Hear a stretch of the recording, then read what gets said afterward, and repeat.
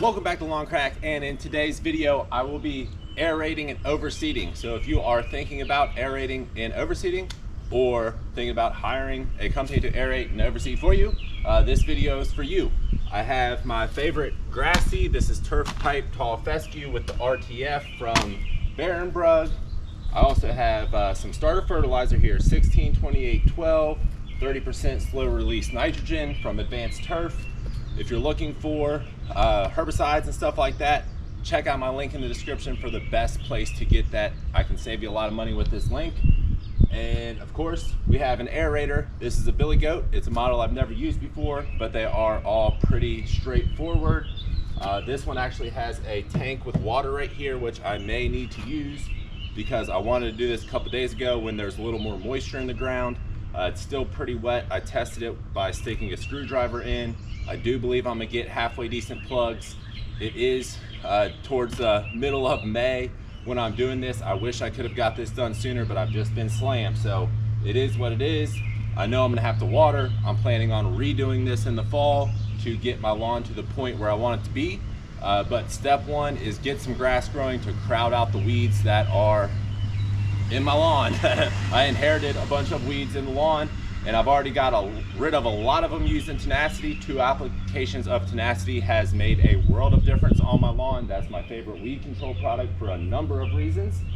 But I just did a 3-hour rental on this, so I'm trying to get this video shot and lawn aerated and piece of equipment back to Art's rental within the 3-hour window to save a couple bucks, because why not? I live down the street, just gotta do my lawn, should be able to get it done. So I'm about to pull the aerator off.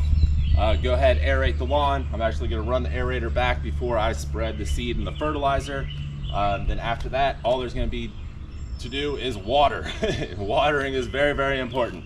You need to kind of baby your grass seed and young grass. So I'm bracing myself for the upcoming weeks where I need to water daily. I may even try to water in the morning and the evening to keep the ground moist, because that's what you want to do when you plant new grass seed. But that's about it. So I'm gonna pull the aerator off. We'll do a quick little run through, show you what the machine is all about, what it does. It's a very simple machine. And then we'll start pulling plugs without any water in it. And if need be, we'll add some water and continue on. So here we go. All right, so a little slight defect on this machine is as soon as you start pushing it at all, it drops the tines down. It's normally controlled by this lever right here, where you just push down on this and it would drop the tines down and the rear wheels would come up. But something's off on this machine, not allowing that to stay up when you don't want it to drop down. This machine right here has an on-off switch. So it has the Honda engine on it, which also has an on-off switch. So I thought that was kind of funny that it had an on-off switch up there. He said, hey, if it's not starting, it's probably because you forgot to switch that one back to on. So thanks for the heads up from that guy at Arts. Here's our throttle, our choke, and engine on position. I believe that's the fuel switch right there on a regular Honda engine. This is a GX 120, but that's it. You got some wheels in the front for transportation, and they'll also be contacting the ground when the tines are in the ground. When the tines are in the ground, these wheels are not really, they may be touching the ground, but they're not really doing much of anything. The tines do drive. It is like self-propelled, so the tines will pull it forward. The one trick is this one actually does not have the rotating drum in the front like I'm used to on the old style Ryan aerators. Just typical walk behind aerator like this. There are stand-on aerators which were substantially more expensive to rent, and I just didn't feel the need. I could use the exercise, so I'm rolling with this. One thing to note is the tines on this. These are core. This is a core aerator. These tines right here are going to pull cores, as you can see from the hollow tip on that metal tine right there. If this was a spike, that would be much less ideal. I'm not exactly sure what spike aerating is ideal for, but it's definitely not ideal for aerating your lawn. You want to pull those plugs, you want to decompact the soil, all that kind of stuff. So the whole idea and the reason why aerating is so beneficial for your lawn is, you see how many times around here we're going to run over the entire lawn as if we were mowing. We're going to just make almost overlapping passes. The passes need to be touching. Want to pull a ton of cores, ideally 3-inch cores. We'll see what we can get since it has dried out a little bit, but every single one of those holes created is going to pull a plug up, which is going to fall on top of the soil surface. You can leave those in your lawn. They're going to break down over time, but in every hole, the soil is going to decompact as it naturally fills in the holes. The holes are going to allow water and nutrients to more easily dive deeper into your soil. Your turf's root system will respond by digging deeper into the soil to retrieve those water and nutrients, and that's why aerating is so beneficial. So, even weeks, months after you aerate, your lawn is still benefiting from the decompacted soil, but especially right after you do it, a lot of water and nutrients can get really deep into that soil. And if you didn't know this already, the way your grass looks on top is a direct reflection of how healthy your root system is, and aerating is just about the #1 reason, or #1 way you can improve the health of your roots. You can use some organic type additives and supplements and stuff like that, which really help the root system and whatnot, but aerating is a mechanical process, hands down #1 way to help your root system without using any type of product at all, whether organic or non-organic. So yeah, this is an 18-inch model. I got about 11,500 square feet of turf, so I'm about to do a lot of walking. I'll get some footage of me running the machine, and other than that, it's pretty straightforward. If you do have a walk behind unit like this that you're not standing on or anything like that, it is a little labor intensive, especially when you're turning or aerating on a hill or something like that, but it is what it is. Like I said, 50 bucks for 3 hours. I should have this thing back to Arts in about 2 hours, so pretty happy with it. Grass seed's gone up significantly with the inflation and everything that's going on in early 2022. So I paid $184 for that 50-pound bag of grass seed, and I want to say this was 36 or 38 bucks, somewhere around there. And I know for a fact I was paying 16 to 18 bucks for that bag of fertilizer, maybe 23 on the high end. When I had my lawn care business, we used starter fertilizer a lot, and that price also jumped. So like everything else, grass seed and fertilizer has gone up, and yeah, here we go. Let's get to it. All right, as I am running the machine, I wanted to do a little commentary. To start the machine, you're just gonna pull the pull string, choke it if you need to choke it. Make sure those on switches are both on. If yours has 2 on switches like this one, and it should fire right up for you. There's a point when I was showing the machine and I mentioned the Ryan Aerator, and I talked about the drum in the front of the Ryan Aerator, and I said I had a tip, and I never mentioned the tip. So the tip is that drum spins when you engage the transmission, just like the front wheels on this Billy Goat aerator spin when you engage the transmission. So not only are the tines rotating when you engage the transmission, so are the wheel or the drum out front. The trick there is when you are making turns, you can use that to your advantage to make the turn a lot easier, so you don't have to completely manhandle the machine because they are kind of heavy. You want to pull the tines out of the ground every time you go to turn. Right there, I just did a little reverse turn, of course, to not show this at all as I'm talking about it, but you can just engage the transmission with the tines out of the ground and then just put some pressure on the handlebars, whichever way you want to spin, and it is going to make your life a lot easier. Something I failed to mention in the video is kind of when is the best time to aerate, and the best time to aerate is going to be when your turf's root system is growing most actively. Real quick, right here, what I'm showing is diagonal passes. I went parallel to the street before, and now I'm going at like a 30-degree angle right here on a cross pattern. You're not going to over aerate your lawn, so feel free to do that if you like. Right here, I'm sectioning off this little awkward hill. I am rolling the machine back down the hill, dropping the tines, engaging the transmission, letting it pull itself back up, shimmy over, after pulling the tines out of the ground, roll back down the hill, drop the tines in the ground, go back up the hill, letting it pull itself back up, so on and so forth. So the best time to aerate is going to be in the fall. Typically, it's whenever your grass's root system is growing at its fastest rate. Around here, I'm in the greater Cincinnati area. We have fescue grass. That's in the fall. So second best time to aerate is in the spring, and then really aerating anytime is beneficial. You want the ground to be somewhat moist, if you will, but not sopping wet, and you don't want it to be bone dry. If it's really, really dry, the tines are gonna have a really hard time penetrating the soil, and you're gonna have a difficult time getting decent plugs. If it is too wet, then the tines or the plugs really don't pull plugs. It kind of just pushes everything down in the ground, and you really just create a muddy mess if it's too wet. So you want to find a fine medium. I tried to time it with the weather and natural rainfall and stuff like that, and I ended up getting out here 2 days after I ideally wanted to, but the ground was still wet enough. If you are going to overseed after aerating, be prepared to water.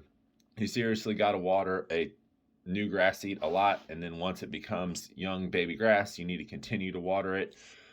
We'll talk more about watering and all that kind of stuff in the next video, but part 2 of this video is me spreading the starter fertilizer and the grass seed after the aerating process, because after aerating, the lawn is just prime. It's prime time, perfect conditions to overseed your lawn. When you overseed, you want good seed to soil contact, and the holes created by aerating do that for you. And then you have all the plugs on top of the soil surface, which are going to break down over time, and add a little bit more dirt here and there to help that seed germinate. You do not have to pull the tine or the plugs off the soil surface. Running my lawn care business, some people are like, what are you gonna do with all these plugs on my lawn? And like, we're gonna leave them, and they're gonna break down. And I've heard of people wanting them raked up and removed. I mean, that's just ridiculous. So I did a 3-hour rental on this for $50. I think the day rate was like 72 or 80, something like that. So if you're paying a company, they either own this machine or have to rent the machine, you're going to be looking at $200 probably as a minimum charge, no matter how small your lawn is, to have it aerated. If you're willing to do it yourself, you're going to need either a truck or a trailer to get this machine back. Potentially it would fit in the back of an SUV, but you can save a little bit of money doing it yourself. And if you're going to add grass seed, then it's going to get much more expensive. But we're going back to finish the video and take a look at the finished product right now. I hope you enjoy. And she is all done. So this is what your lawn should look like after getting aerated. Just plugs and holes everywhere. So like I said, my lawn's about 11,500 or so square feet. I had an 18-inch aerator, and it took me approximately 1.5 hours to aerate the whole thing. It's kind of hot today. Lost my shirt halfway through, and I'm literally gonna change all of my clothes before I hop back in the truck to return that aerator. But my boots got a little bit of mud on them from all the plugs. Really happy with how big these plugs are on average, considering how dry it's been the past couple days, and we've had 80-degree temperatures, stuff like that. But honestly, this is not the best time of the year to aerate for turf health, so I don't necessarily need 3-inch plugs right now. Even a 1/2-inch, 1-inch plug would be just fine, because grass seed does not need to be planted deeply into the soil. In fact, it's okay if the soil is just contacting 3 sides of the seed and the top of the seed is exposed to the air above.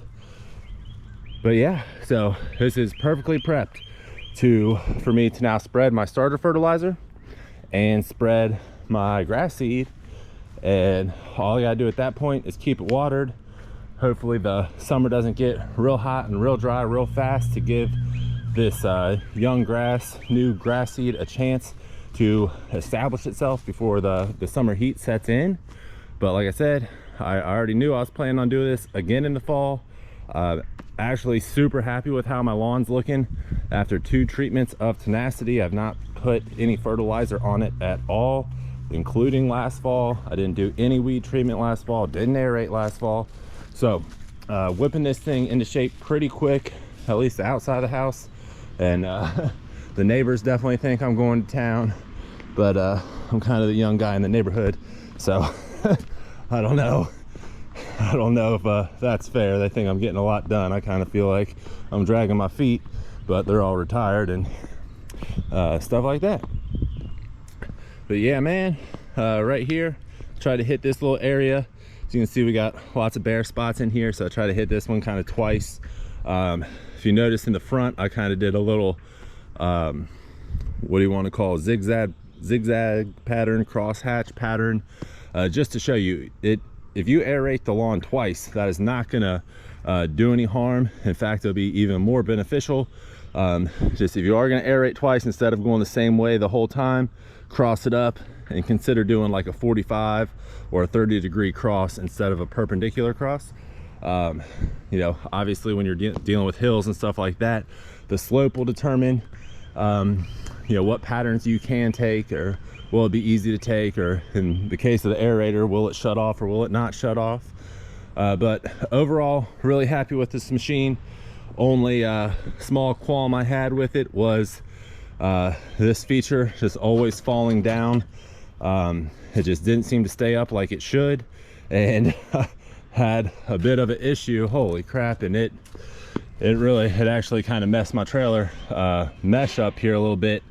Those tines dropped down as I was going up the trailer, and that thing smashed into here, and I just about lost it. But I'm a big guy, I manhandled it back, but was not super happy about that. And I even had my hand on it trying to keep it from going back down. It still did it on me.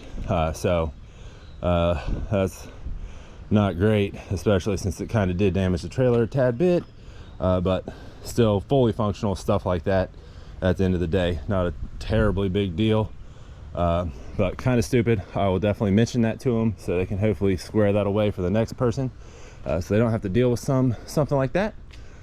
But yeah, man, if you watch the weed control video, this hill right here is looking so much better than it was before. I mean, this was literally covered in ground ivy, just absolutely covered in ground, or I'm sorry, not ground ivy, violets. And look at these violets, they are freaking struggling. Most of them are absolutely toasted, and the ones that are still have a little green to them do not look good. They're a light yellowish pale green, but that was literally, you couldn't even see any turf right there. That was just all violets. So Tenacity really does work. There's my spreader I'll be spreading with. Cadillac, Volvo, truck, aerator, Barenbrug. If you're looking for a quality grass seed you can rely on, Barenbrug is legit. You gotta pay for it, but it's good. Like I said, I'm using the Turf Saver RTF, turf type tall fescue blend. Big fan of Advanced Turf Solutions, but like I said, link in the description. Can save you a lot of money on products like herbicides, especially. Getting into shipping 50-pound bags of grass seed and fertilizer, you know, buying that kind of stuff off the internet might not be the best place to get the best price. So if you have an Advanced Turf nearby, I highly recommend them over Site One any day of the week. No, never had any good luck with Site One. Always had great experience with Advanced Turf. Advanced Turf does sell direct to the public, just in case you were wondering. But I'll be back to spread that seed and fertilizer and wrap this video up.